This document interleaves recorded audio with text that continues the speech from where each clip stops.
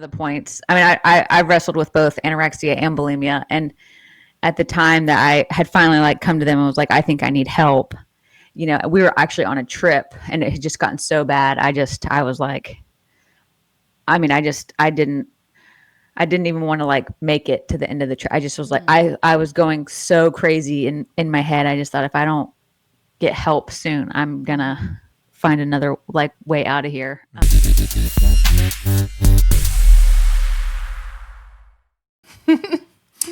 Hey everybody, welcome to the Matt and Monica podcast, where we have a special guest, JJ Barrows, which is a professional comedian, author, and artist. I don't know if necessarily in that order. And I have to say, soon to be mommy. Yes. Yay.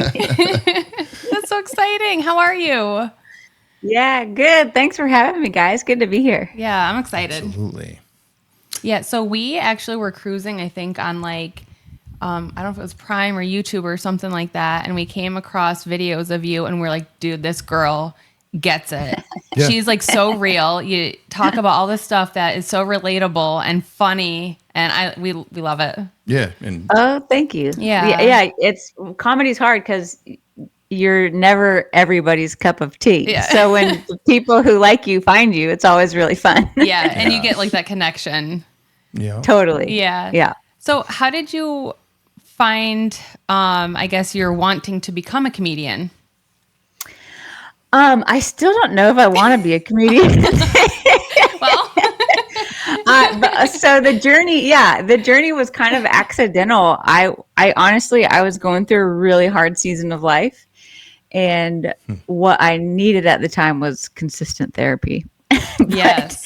It was a little out of my price range at the time. And I just did a Google search for like, how to get out of your head, how to get unstuck, and positive thinking, just all the things. And one of the things that kept coming up was improv comedy.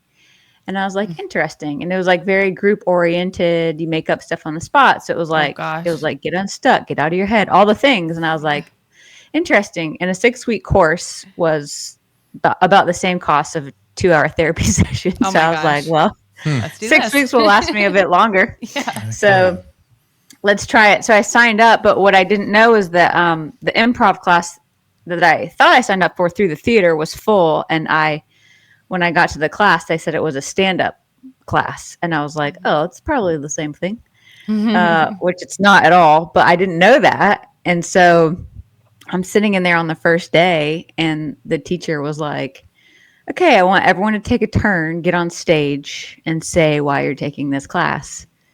And, everyone that got up there was like, I want to be a comedian, or I love Robin Williams, or this is on my bucket list. And I was like, oh, crap. What? So I was trying to, unfortunately, my MO sometimes is to try to figure out how to fit in. And I'm trying to think of what I could say so that I, would look like I belong there. But I couldn't think of anything. I didn't even know any comedians. Like, that's how far the realm of comedy was from my mind. Yeah. Mm-hmm. And so I just, for no other reason than I couldn't think of anything, was like, I'll just tell the truth. And I got on stage and I was like, honestly, I just needed therapy, but I couldn't afford it. Hey. And like, well, everybody laughed. Yeah. Everybody laughed, and the teacher was like, that's funny. And I was like, oh, I was being serious. Yeah. And he was like, that's even funnier. And he said, that's what makes really good comedy, is when you're just honest about life and about what are you insecure about, and what is awkward, and what, And so it was the first time I realized I didn't really have to pretend to have it all together in order to feel accepted. I realized I could actually like vocalize the things that I was insecure about and maybe wanted to keep hidden. Mm-hmm. But instead of hiding it, I could share it and not only feel better about it and it lose its power a bit over me, but people could enjoy it because they can relate, because we all have our own insecurities about something. And the human experience is, it's relatable. Yeah. When people talk about what's hard about the human experience. And so that's how it started. And then it just kind of kept, I did a little graduation showcase. It was like 25 people. And I really thought that would be it. I was like, cool, I did it. And at the end of that, a guy who was there at the show asked, if I would come and open for him at the Comedy Store, which was a pretty big deal at the time, especially for someone who I literally had done one show. Yeah. And so No pressure. Right. Yeah. So I was like, sure. And then that was my second show ever was at the Comedy Store in front of like 250 people. Mm-hmm. And it went awesome. I mean, I had so much fun in part because I didn't know anything about the comedy world. I didn't know that the Comedy Store was a big deal. I didn't know, there wasn't all these like pressures or expectations that, how they say ignorance is bliss. Mm-hmm. That's very much how comedy started for me. It was just super fun because I really didn't know much about the industry at all. And from that, I just tumbleweeded. People kept asking me to do shows, and I was like, I just kind of kept saying yes. And then, like 2 years in, I was like, wait, do I do this now? Like, am I pursuing this? Yeah. And so, it just kept going from there. Probably at like 3 years in, I kind of did a check-in with myself. How long ago was that? Sorry. Let's see. I was 33, so I can't do math. 7 or 8 years ago. Okay. Still not that she just long turned ago. 40, by the way, yesterday. Yeah, congrats. Ooh. It's a fun club. Yeah. I did hear. Yeah. So I just, I still check in with myself sometimes, like, because, I'm technically in the comedy world, I'm still a baby. To the big names out there. So I still check in with myself, is this the road I want to keep walking? Is this the career I want to keep pursuing, because it's easy to kind of start something and you get so caught up in it that all this time goes by and you're like, wait, did I even want to do this? Yeah. And if it's not something you want to do, it's like all this time you could have done something else. Yes. Yeah. Yeah. And sometimes that makes it harder to stop and start over. And so I think the further I got into comedy and learned more about like the industry and realized, wow, it's actually like really competitive and it's very cutthroat. It's very male dominated. People have very strong opinions, like, not only about how long you should be doing comedy and what your style should be, but like, if you belong or not, or I don't know. It messed with my head a lot the more I got into it, as opposed to when I first started and I didn't know anything about it. Well, you probably started to feel like you had to prove yourself. Yes. Yeah. Very much so. Yeah. It's like one thing to show up on a show, no one knows who you are, no one expects anything from you, and you just blow them out of the water and they're like, whoa, who is that girl? And then it's another thing for people to be like, oh, she's supposed to be really funny. Let's see. Yeah. And you feel like, oh gosh, I hope I'm good enough. Yeah. It's so different. Shoulders. Yeah. I noticed another YouTube video of, I don't remember what it was called. I don't even remember the exact subject, but it was just you talking in front of a camera. And I think it was directed towards like a younger audience, correct? Or something. Probably. Do you remember what that was called? It was absolutely incredible what you were talking about. It's just so personable and honest and pure that, most people have a hard time getting into that, which, a lot of our podcast has become, a lot of people going through adversity, people making it through incredibly hard times, turning their lives around because, which is the story of my life in the past like year and a half. But we also, we interviewed her best friend, Alessandra, growing up, which also suffered from severe anorexia and mental illness and stuff. Like she literally died when she was 16 and was resuscitated and brought back. Wow. Yeah. But, it was pretty crazy. Mm-hmm. But I think, are you talking about maybe JJ's video in front of like a church audience? No, it was just her. Okay. Yeah. We watched a whole bunch of your videos, so it's like I can't remember what was with what. But I've done a lot of like middle school girls camps and stuff like that. I used to do that quite a bit, and I love that age range because they're still young enough where they think you're kind of cool, but they're old enough to like absorb heavier conversations and have those heavier conversations. Like elementary school is, I mean, I don't know, maybe times are changing. I feel like elementary school is sometimes a little too young to go too deep. Yeah. High school, they're too cool for school, and you're kind of not as cool anymore. And middle school tends to kind of be this little like sweet spot where they're like, they're old enough, but they're not quite like too old to think you don't know what you're talking about. Right. Yep. And so I definitely enjoy that group, especially. I mean, I'm sure it's true for anybody, but as a girl who wrestled through middle school, it's just such an awkward phase for people in general. And so to get to kind of like speak life and talk to girls in that age range is really cool. And I mean, I have a history of depression and eating disorders and all those things. So to be able to actually stand on stage and talk about them, again, it's just another way for it to, to lose its power. It's like, it's not something that I have to hide. Yes. And, and I have a lot of jokes. I don't do them on shorter shows and I don't do them necessarily in clubs, but when I do like a theater show and it's like my show or I'm doing like a full hour, I very much love incorporating heavier topics weaved within the comedy. I don't do just jokes the whole time. I don't even really consider myself a joke teller so much as a storyteller. Like I'm not the best joke writer. I don't write a setup and then have a punchline. And but the thing that has made me stick with comedy, like for as hard as it is, and sometimes I'm like, do I want to do this? What I've realized is it's not so much that I'm like passionate about comedy. It's that I like using comedy as a means to talk to people. Yeah.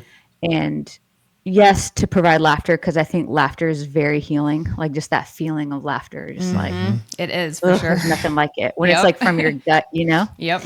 But then it can also disarm people and make them more open to hearing and talking about harder things in life. And so when I get to incorporate those seasons of life and those stories, I mean, that's my favorite. My favorite after a show is when people are like, I laughed, I cried, I was so confused. Like, and you made I them like feel all the emotions. Yes. I like all of them. So I like the laughing and the crying because that's life. It's just, it's so full of both. Oh, yeah. And both are so important too. Oh, yeah. You got to feel it all. Yeah. One doesn't cancel out the other. Exactly. So I love the fact that y'all, picked up on that or that you even gathered that from some of my videos, because that's definitely like what I hope to put out into the world. Yes. Yeah. I think I noticed, maybe I was on Instagram. I noticed something where you shared something. I'm like, oh my God, her and her husband are just like us. They're annoying as hell, in love with each other. They love each other so much. And you guys do things together. And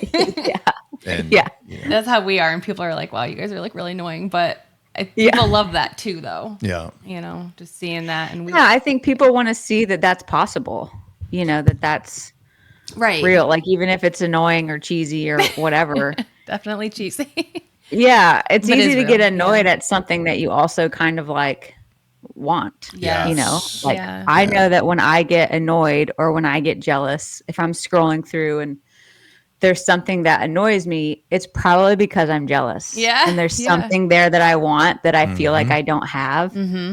And I'm like, it's just so much easier to kind of like hate on somebody else who's enjoying life than it is to look at yourself and be like, oh, I feel like maybe there's something here that I, am lacking or missing or maybe need to work on or whatever it is. Right. Like, this person has this, if they can have it, why can't I? And then you can try to get it, I guess, whatever it is. Yeah, I very much try to, like, in more recent years especially, I'm trying to take, I call it like a celebration mindset. Like, I'm trying to have that where I celebrate first.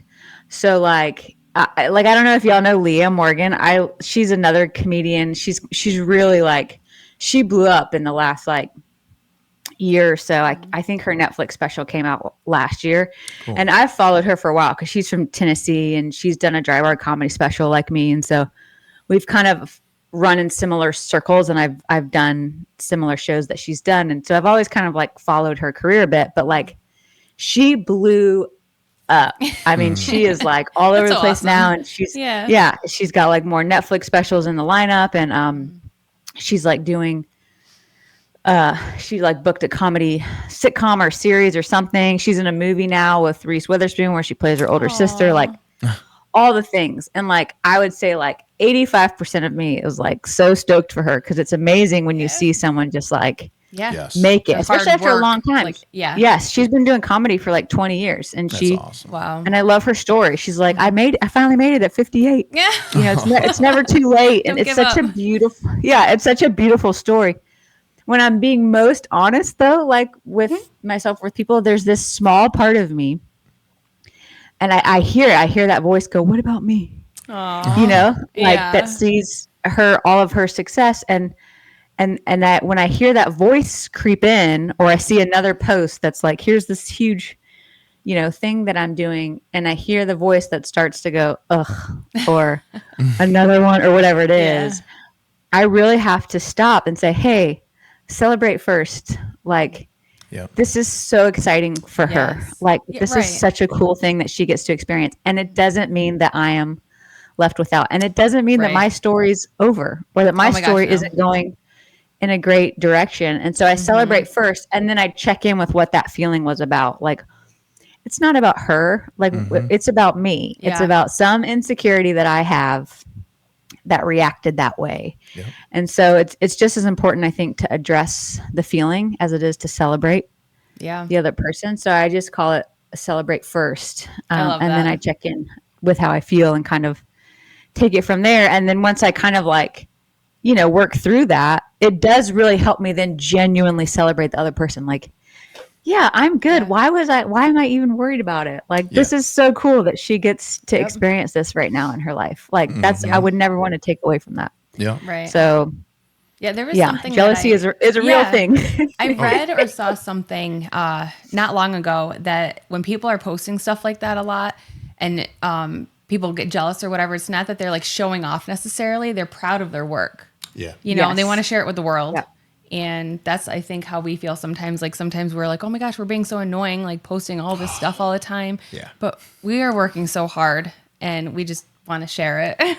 Yeah, we put a lot of time into this whole thing, and we're very new. I don't know if you've seen. We started in November, and we're not serious at all. We were like, hey, let's start a podcast. Throw something on YouTube, and literally used like a $40 webcam, and I don't even think we used a mic the first time. We might have. I don't know. But, and it's all of a sudden when you had a couple of our friends reach out, or people that I went to high school with, haven't seen since high school. Mm-hmm. And I'm just like, hey, like, we like what you're doing. And really it was just, I'll say, broken me. And, she's been through an incredible journey herself before I met her. We've been together 8 years now. Mm-hmm. When she was younger, she's made it through some extreme adversity. And, I really think that this whole thing is almost like therapeutic for me. Yes. Because, I really enjoy it. We're helping other people. I'm struggling so much, and she's not at all with this, and it kills me. I almost wish we were struggling together. I am. My mind is different. It's in a different place because I've already been through stuff. I know how to handle myself and my thoughts. Yeah. Pretty much, and you're kind of learning how to do that, and when I already did. But I'm so paranoid about what people think. If I could get past that, I'm so much better. Yeah. So that can bring me to this question. Because I know you talked about it before, if you're on stage and you think this is like this great thing, it's funny, the audience is going to laugh and stuff, and then they're kind of quiet. What in your mind are you like, where do I go from here? Like, how do I pull them back in? Yeah. Ugh, it's such an awkward feeling. Yeah. Especially if you're doing material that usually kills. Yeah. And they're not responding that much. Yeah. It's like, these are my golden hits. Like, what? What's wrong with these people? I got nothing else. Yeah. And you literally just have to keep going. Yeah. Like, you literally just have to tell yourself, like, you're doing great. Yep.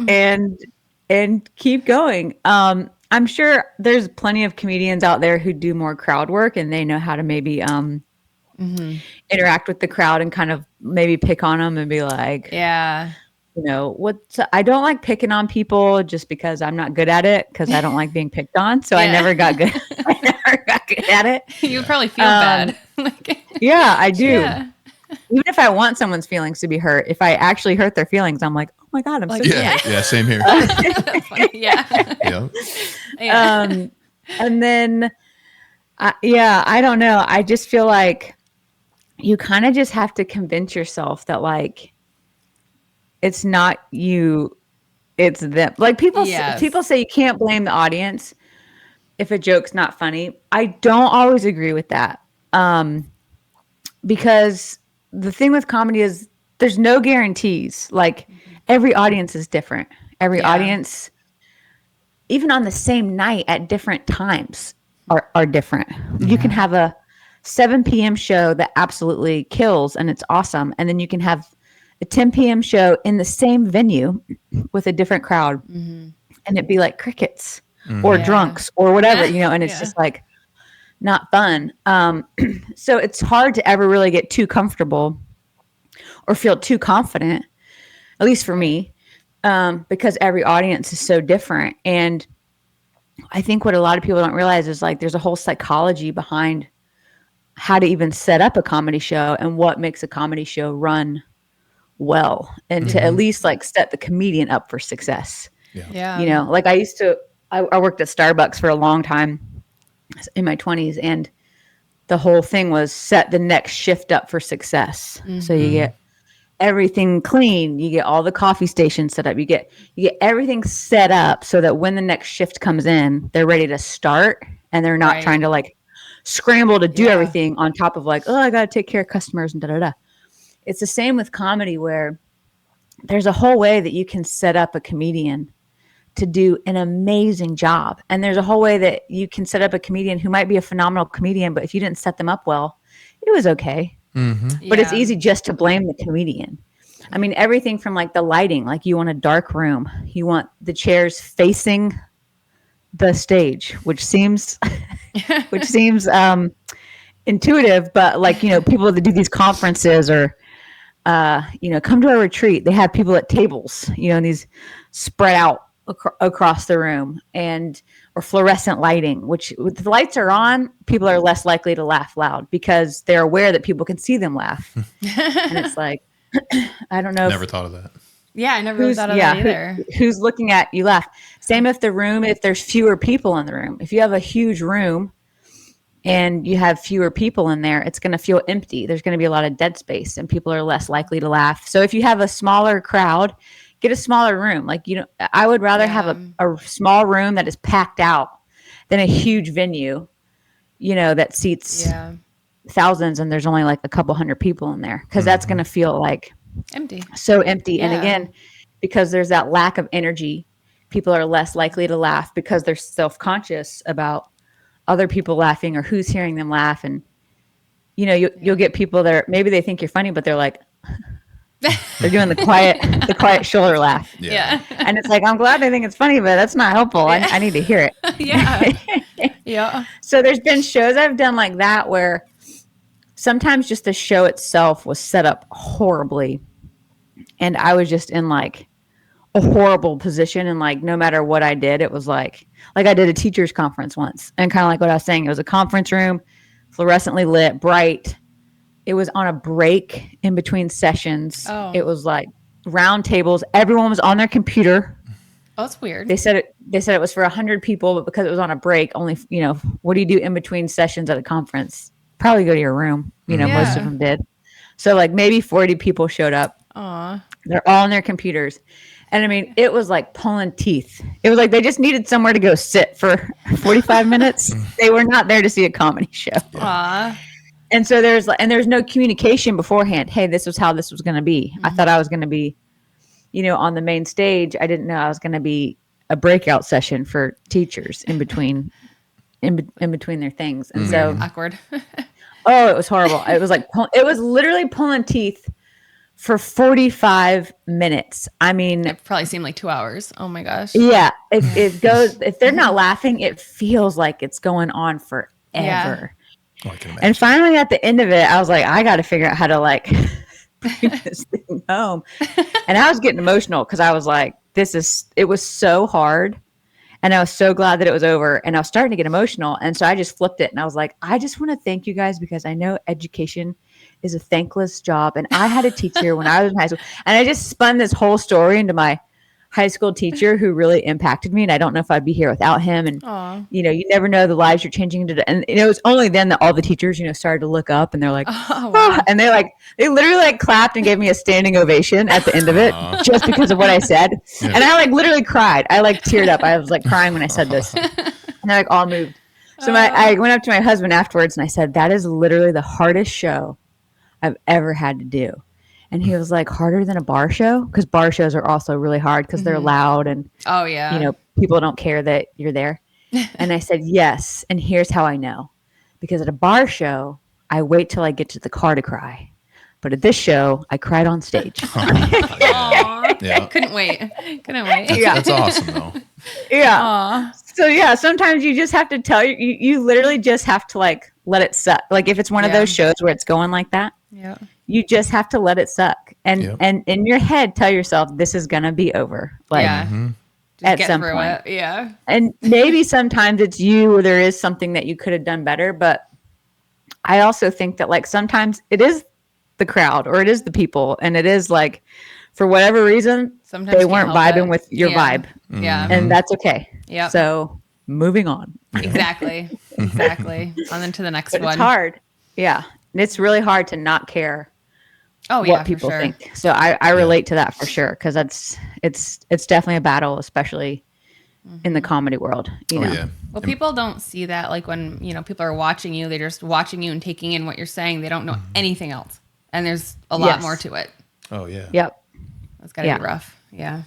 I like to talk about, I feel like a broken record, mention even imposter syndrome. You know, that's something that, man, because I started a job in, you know, a great job. I love it. And it's just like, I compare myself to the people that have been doing it a lot longer than I am. And it's a difficult journey, but, and then, you know, I attribute that to this as well. But,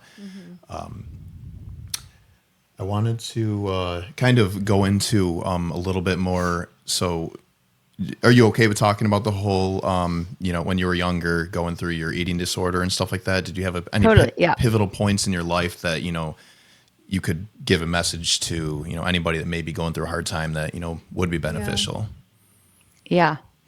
Yeah. I mean, for me, it's hard. Sometimes people still ask, you know, if they have a friend or a family member going through something like an eating disorder or depression, they're like, how do I talk to them, or how do I, you know, support them, or, you know, what do I do? And if I'm honest, being someone who went through it, sometimes I still don't know if there's a right thing to say. I wish there were like, these are the words that are the most helpful. I don't know, because it's such a mental prison that someone could say the most perfect thing ever, and it still could either be misinterpreted or not heard or not received or just blocked, you know, for whatever reason. And so I don't know if there's like a right thing to say specifically, but I know there's wrong things to say. Oh yeah.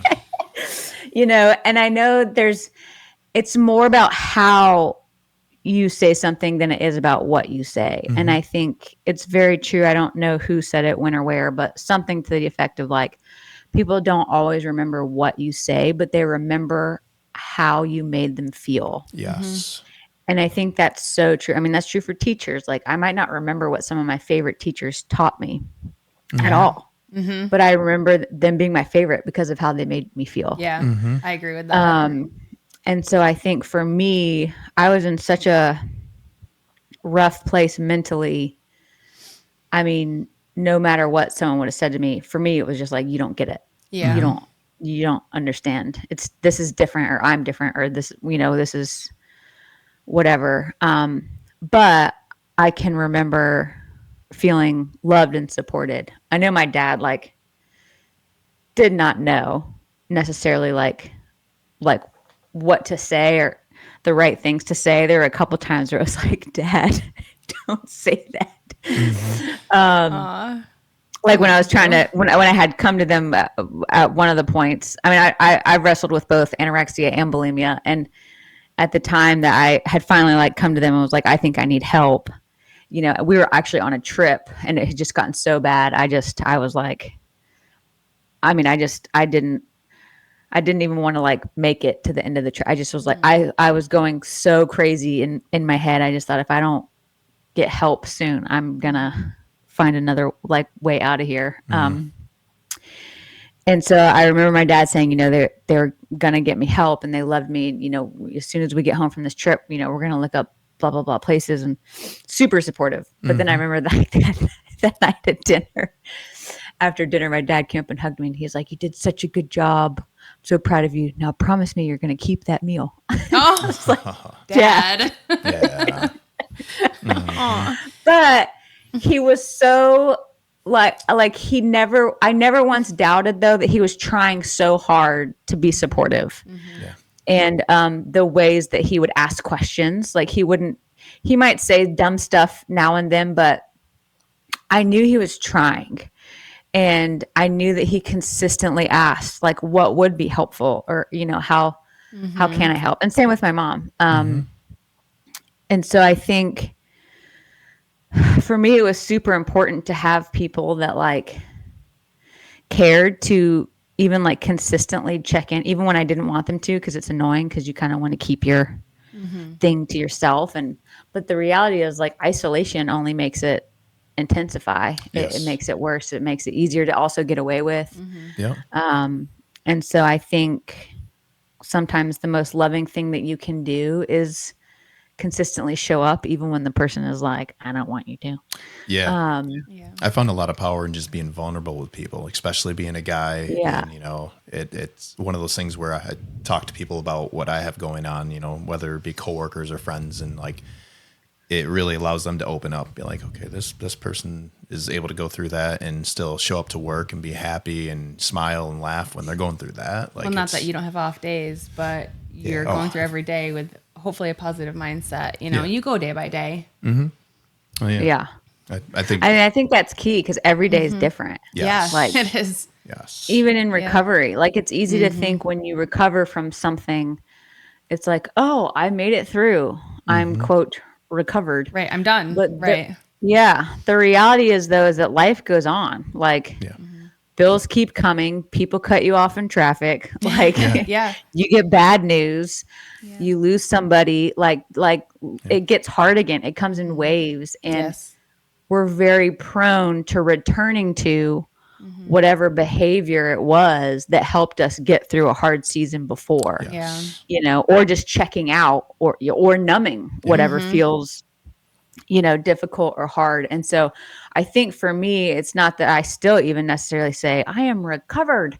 It's like I'm living in recovery in the sense that I know the bend in my personality. Like I know what I'm prone to turning to when life gets hard or something gets rough. I know I've had relapses before, but the difference is because I've gone through it before and because now I have all this experience under my belt, I have the tools so that when, not if, but when life gets hard again, I have tools and things to access to not turn, back to those old ways. Yeah. Doesn't mean it feels super easy. Like, I still have to make choices every day sometimes that I don't always feel like making, but I'm making the choice because I am choosing to live life this way and not in bondage to my disease or addiction or disorder or whatever it is. But again, like easier said than done. So sometimes, when people give the whole like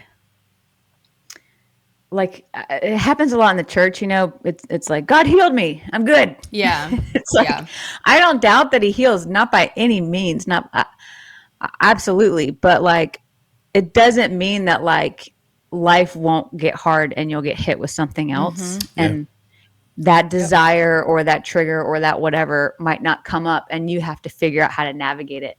Yeah.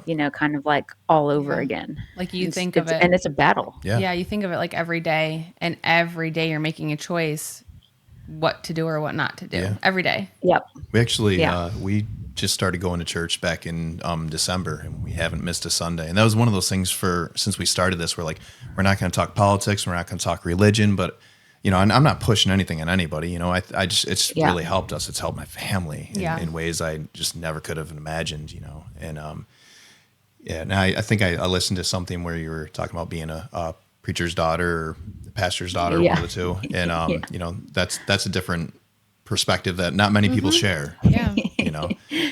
Yeah. That's its Growing up. own journey. Yeah. For sure. A lot of expectations. And I had to get That's to a what I was point thinking. where, I believe what I believe because, You were raised like that my right, parents told me to, or because I experienced it. And so I definitely went through my own, journey of like being done with the whole thing and I'm good. And then at the end of the day though, it's like, even for as long or as far as I've walked away from like God before, for me at least, and I'm with you, I'm on the same page. Like I don't push anything on anybody. Everyone's journey is so different. Yeah.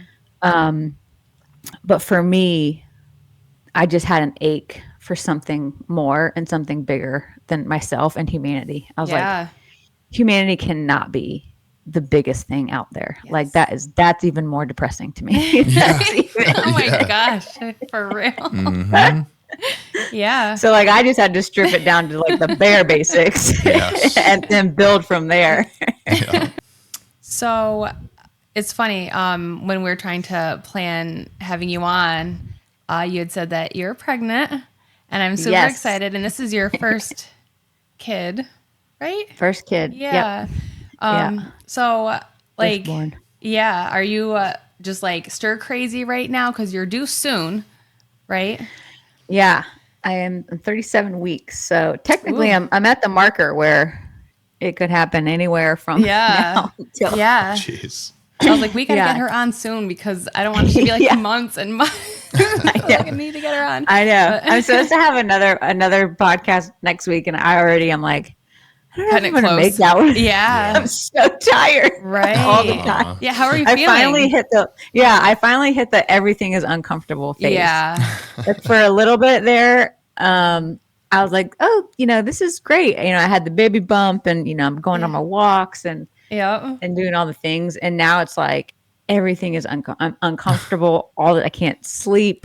Like I can't sit comfortably on the couch. I can't get up. Like I have to go to the bathroom all the time. All the time. Like it's just like I think women blow it out of proportion personally, but that's just my opinion.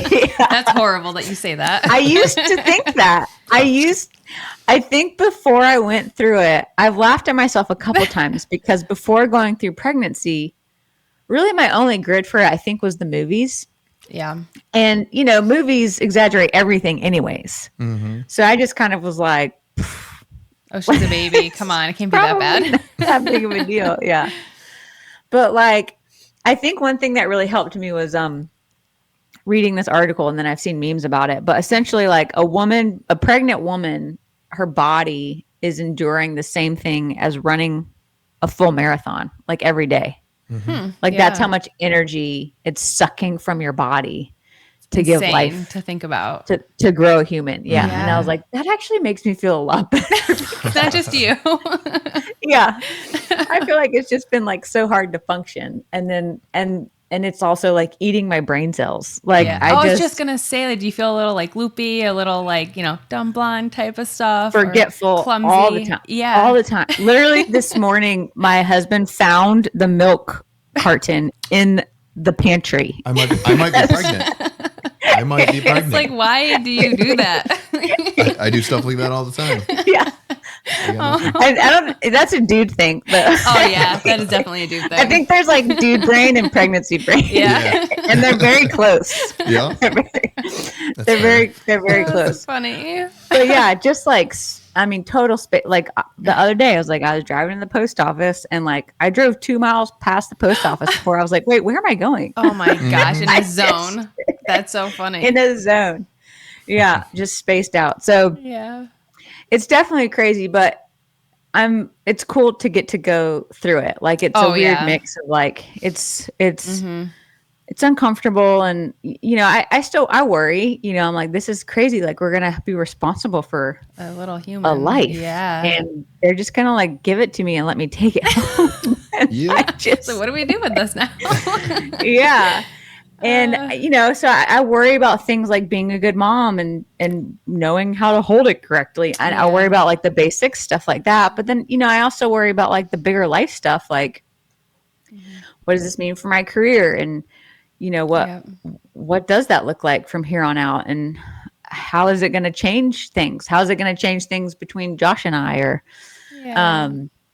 So I go through, those little swings of like overwhelm where it's like, yes, there's the excitement part of it where it's like, this is something that we wanted and we're so stoked to add this to our lives. But at the same time, it's like, it's going to so drastically change things that I can't quite wrap my head around. Yeah. Forever. Like, and there's no, like, you can't stick it back in there and be like, never mind.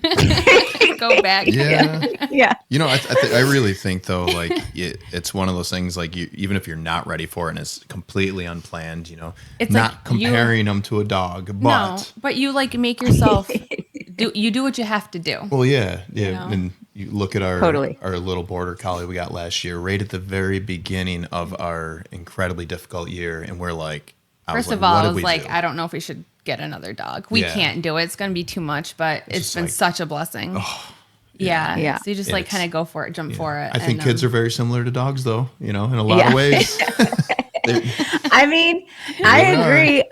We have technically our family shares, we have a family corgi. Yes. And Josh and I have it part-time and then my mom has it part-time because neither one of us can quite give it up visitation.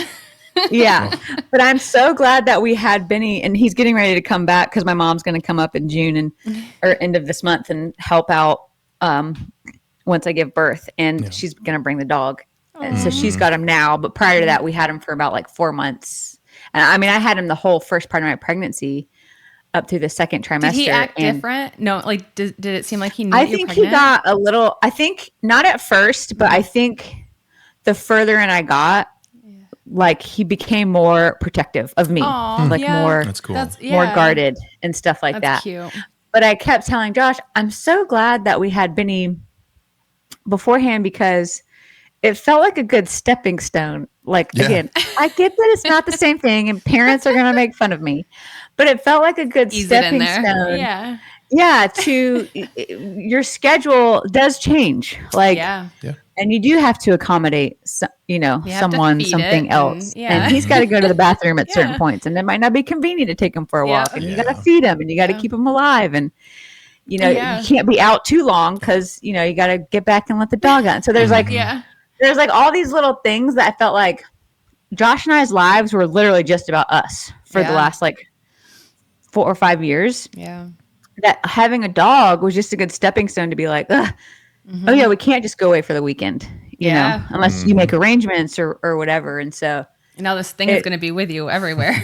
Yes. So I think to some degree it feels like maybe I still think it's going to be like shock. Yeah. It feels like the shock, at least we've gotten prepped a little bit as opposed to like cold turkey. And then all of a sudden, here's this life that we have to take care of. So Benny for sure was a really good stepping stone. Yes.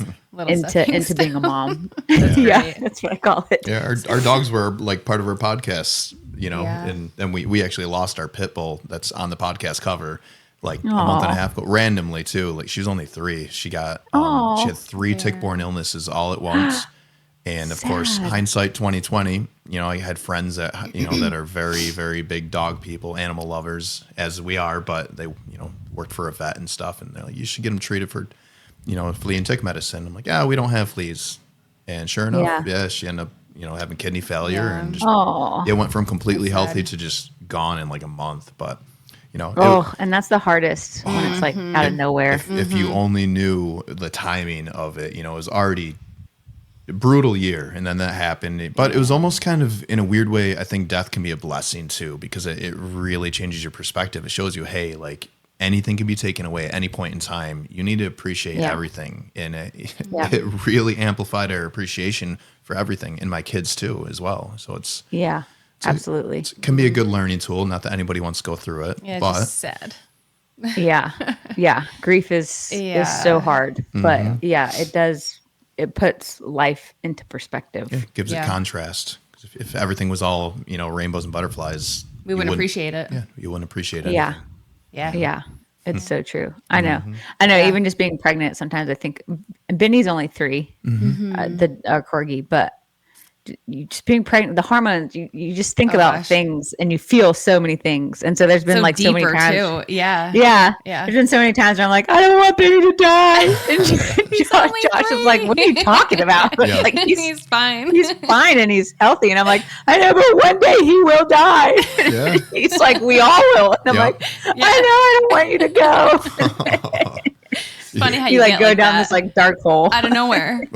Out of nowhere. We just had. Are you familiar with Rodney Norman? He's a professional comedian as well. Oh my gosh, you love him. He was on the podcast episode before. You'll see him with a big crazy hair, and he always talks. Oh, cool. Yeah. His character that he plays is literally his alcoholic grandfather, and he's an incredible guy. He's very smart, beautiful soul, yes. just very genuine, humble, Good and person. he's like, don't take life so serious. Life's not that serious. Enjoy life, and he actually, we were talking on that podcast episode about death and how, a lot of inspirational people talk about, you want to think about it often, and I was like, that's interesting. And I've always would be the one to talk about, I'd be like, hey, we got about 10 more years with this dog, I'd jokingly say to her, just because she'd be like, stop it. You're like, I don't want to think about that. Yeah, but it's but you do important. like it's real life. Yeah. It's just, we're all going to die someday. Everything, nothing's forever.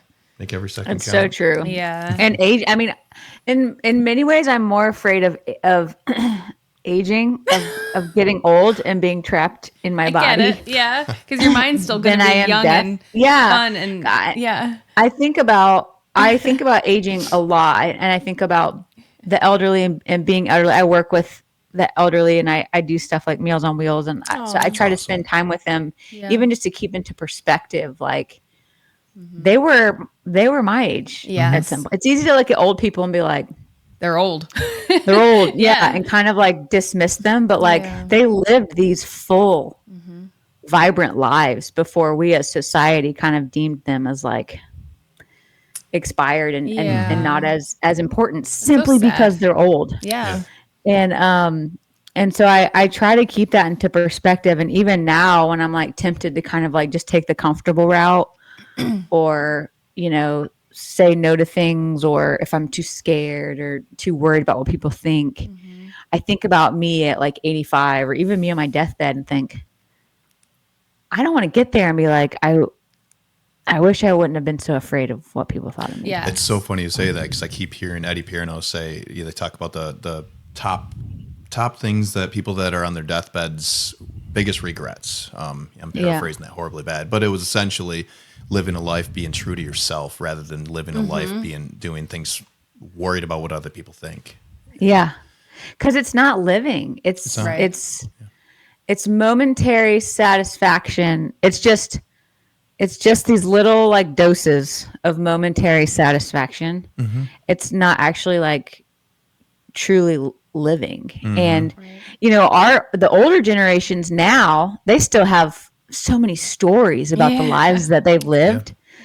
I mean, just some of the old people that I spent time, one of the guys like, used to be an actor and fought in different wars, and he's just so many stories, different travels and stuff. And then I think about the younger generations now and what they're going to be like when they're older. And I'm like, well, they're going to have a bunch of pictures of their breakfast and a bunch of selfies. And like, because they live, and I'm prone to it too, their lives on screens. I'm also prone to just getting sucked into the phone. I've more recently really tried to implement, like, I've compartmentalized, like when I'm on my computer, when I'm on my phone, even social media, like set a time limit, because it's so easy to get stuck in the scroll and be absorbed by someone else's life, other people's lives, that you miss out on living. And I think, what stories, I want to still have stories to tell when I'm old. Like if I'm going to be old and not as mobile, and I mean, hopefully I'm vibrant, but if I'm not, some of the people that I see they used to be super active, and now they mostly sit on their porch. Yeah. And even the other day, I passed an old man sitting on his porch, and I thought to myself, I wonder what he's reminiscing about. Yeah. Yeah. Like what is he like? He might be having the most pleasant time just sitting on that porch thinking about, certain happy memories or whatever. Mm-hmm. I want that to be me. I don't want to be sitting on my phone scrolling when I'm 85 or thinking about what I missed out on. I want to have memories that if I can't get around as much as I used to, I'm like, those were the good days.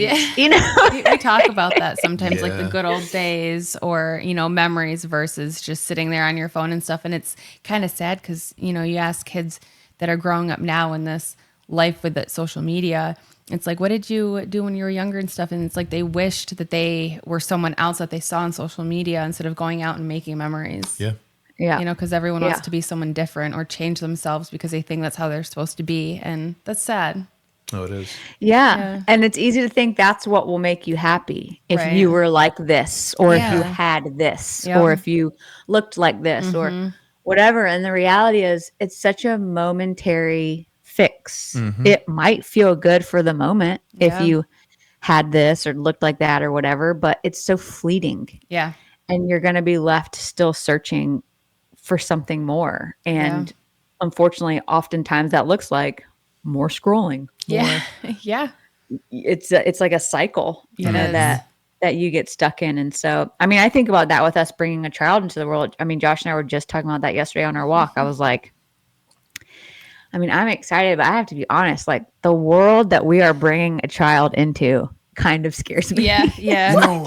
So I was just talking about this at work, and like, I agree with you. There's a lot of things in this world that are scary, but it's like, are things worse than they were, say, 100 years ago? Or is it that we have such a, we're all networked together from the internet and we hear about everything. So 100 plus years ago, I'm sure there's horrendous things that happened. Like we can't imagine on a regular basis. And, it's like, are things really that bad? I think things are worse. Or is it working as intended? And, everything that's being fed to us from these screens is making us think that the whole world is just going to shit. And it may be. I'm not saying it's not. There's a lot of bad things out there. But there's a lot of good people out there, too, trying to the vast help majority of people are good people. Yeah. I really believe it. Yeah. Yeah. And I do think, like, maybe even I do think things were, it's not like things back 100 years ago were easier per se. Yeah. But I do think our brains are not equipped or wired to absorb as much information. Yes. Especially negative information as technology and social media has made it possible. So I think there was a certain, even if things were harder back then or just as hard, there was a certain level of resiliency that I think happened because there wasn't constant information overload of what was bad everywhere. It was like you're just focused on your bad and how to endure your situation or get through think everything from like the Great Depression to diseases to, just the way that we treated people, each other, whether it's women or different races or whatever. Like horrific things. And so, yes, in some ways we're doing so much better than we were. And we've learned how to treat people better. But then we've also we have overloaded our brains with so much information, some of which is so unhealthy and unhelpful that in some ways I feel like it's made it harder to navigate just your own individual life and your own obstacles that you have to overcome, let alone what's going on in the world. There's bigger world stuff going on, and then there's like national stuff going on, and then there's our local community stuff going on. And then on top of that, there's our own internal struggles, that sometimes are so intense that sure, we don't have the ability to make a donation over here or show up at the nonprofit over here or volunteer because we're just in survival mode ourselves. And I think back in the day, there wasn't this constant like onslaught of what you could either like what is bad in the world, what more could you be doing, how can you feel worse or guilty about yourself because you're not XYZ or you're not like this or you're not like so and so. And so I think there was at least like people were able to grow and learn, to do better, maybe at I don't know if it was a faster or slower rate, but people were able to endure things that I think now make it so much harder because we're just constantly overloaded with like, what's wrong with the world and with people, and on top of we struggle with like ourselves, and I don't know. So I think it's a mix. I think I'm not the person that's like technology and social media is bad. I think it can be used for good. Absolutely. Right. Yeah. And I think it's a great connector, but I think it can totally be misused and abused in the sense that it can make things worse. Absolutely. That's how we feel if we just too. let it overrun our lives. Well, a lot of parents, that are raising their kids, for the ones that are even raising them, because a lot of grandparents that are raising kids because of the opioid crisis. I'll speak for this area that we live in specifically, but a lot of parents just hand their kids a tablet, since they're 2 or 3 years old, and like sitting at the dinner table, like the kids not wanting to eat their food, and they have to be, they can't be bored. So the creativity. But it's like if they're at a restaurant, if they are like acting out, here's a tablet, instead of teaching them how to be respectful in a restaurant. Here, just social media. Or it's a lot games easier. Or whatever. It's a lot easier to hand something off, and rather than parenting. But yeah, I know we talk about that too. Like, what kind of parents are we going to be when it comes to like technology and social media? And my husband's like, unless they come up with when they're ready to start their own business, I'll get them a cell phone or something. When they're like, good luck. When he's 30 years old, holding him a phone. That's admirable, and all more power to you. But and then they hit 11, 12, and everyone else has a phone but me. I know. It's like, okay. It's always easier on the like other side of things, like with parenting. Like I joke that it's easy for me to good parent. It's easy for me to be a good parent now because I'm not actually a parent. Yeah. When I'm a parent, I'm not going to do this or do that. Yes. And, it's so easy for me to like judge other people. I mean, I hate to say it, but it is. It's easy for me to be like, oh my gosh, like if that was me, I would blah, blah, blah. Right. But not having been through it myself yet, I don't know, what I would do in a moment that I felt desperate, for. Right. Well, I think people don't think behave. about too is like when you're raising your child and you're teaching your child stuff, you're still growing and learning too. And that's it in itself is a cycle. Yeah. Yep.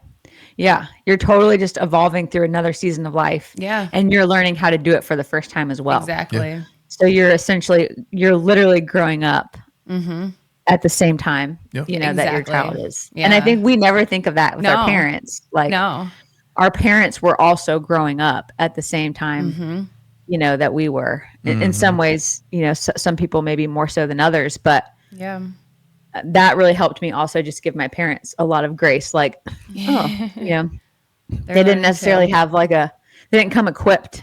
Right. To know exactly what to do or how to handle every situation. And even if they did a good job with us as kids, it's like with me going through eating disorder and depression, they'd never had to navigate that before. Right. And I was the first kid in the family that was even like a thing. Like they had no clue, how to navigate that forward. And so I think as a kid too, it's important to remind kids, like at least parents who are, I know everyone's story is different, and sometimes home situations are not good, and that's definitely something that should be addressed. But for parents for kids that have parents who really are like trying, to show up in their kids' lives, and kids just get annoyed with their parents. I think it's good to remind kids like, hey, your parents are also trying to figure out how to do this, give them some grace as well. Yeah. As kids, we definitely don't think like that. I know I didn't when I was younger. When my parents were like 30, 35, I'm like, first of all, they're old. And I was like, wow. Yeah. And then, you don't think about them raising their kids when they're kids. I remember saying recently. When they're kids, Like, I said to my 15-year-old, I'm like, I just want to let you know, I'm still a kid. I don't care if I'm 36. Like, I'm waiting there's going to be a day where I'm like, when am I an adult? And I don't think it's ever going to happen. Be like 80 I don't want it to happen. And be like being goofy. Yeah. You don't ever have It's to true. grow up. Well, and the older you get, the more you realize it's not that old. Like when you're a kid, 30 sounds so old. Yeah. And then you turn 30 and you're like, it's not that old. Yeah. And then you're like, well, 40 is kind of old. And then you get 40 and you're like, I'm literally the same person. Yeah. Like, some things might be changing, but you're still the and it's same like person. you want to like tell all these high schoolers, like, y'all, it's really not that old. Like, okay. they're like, okay, Yeah. old lady. Let her go on her way. Yeah. That's funny. Yeah. We are like at the hour right now. Oh, wow. I guess we can, wind it down. Well, so you have really quick, you have 2 books out? I do. You have 2 books Yeah. out. So my first one came out at the end of 2019, which at the time we thought was great timing because 2020 I had booked 3 national tours and a tour in Canada, and I was like, this is great because we're gonna sell the book all over. And then COVID happened. Of course.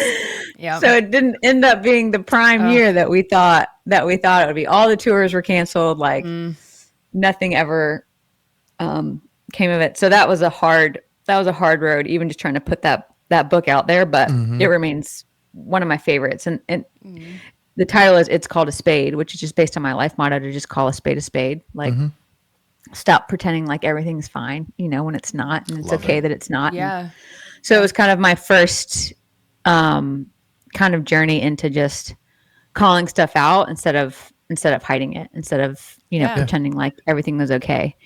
And so I love that book. I call it my baby because it was my first one and I was very proud of it. And then, my second one just came out this April, Kind of Funny, which is stories by a full-time comedian with 4 part-time jobs.